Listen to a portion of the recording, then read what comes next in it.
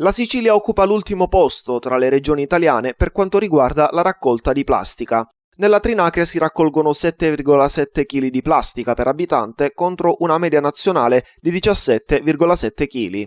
A denunciare il primato negativo siciliano, citando per questi dati il Consorzio Nazionale per la Raccolta, il Riciclaggio e il Recupero degli Imballaggi in Plastica, è la Federconsumatori Sicilia.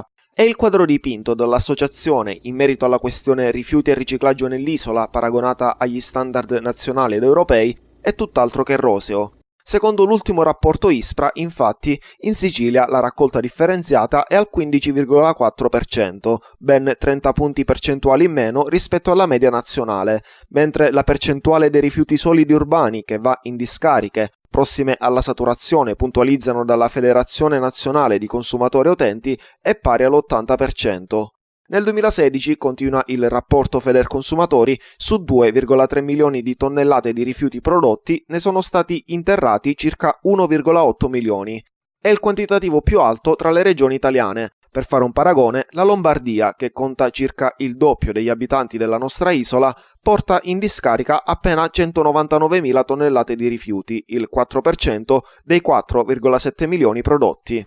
È necessario che il governo e il Parlamento regionale prendano provvedimenti per arginare e superare l'emergenza, proiettando la nostra terra ad allinearsi con le attuali normative europee, scrive Alfio La Rosa, presidente di Federconsumatori Sicilia. Altrimenti i cittadini siciliani, oltre a pagare tariffe tra le più onerose e avere servizi tra i peggiori d'Italia, dovranno ripagare costantemente e per decenni le salate multe sancite dall'Unione Europea.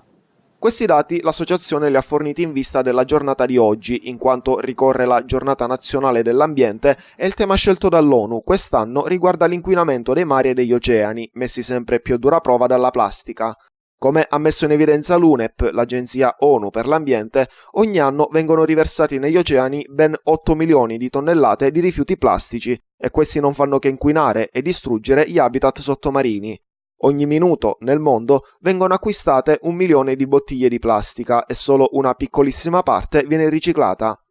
La Commissione europea ha avanzato una proposta di prevedere norme stringenti sul consumo di prodotti monouso in plastica per contrastare questa emergenza. L'obiettivo è quello di spingere i produttori a utilizzare materiali idonei in grado di dissolversi nell'ambiente.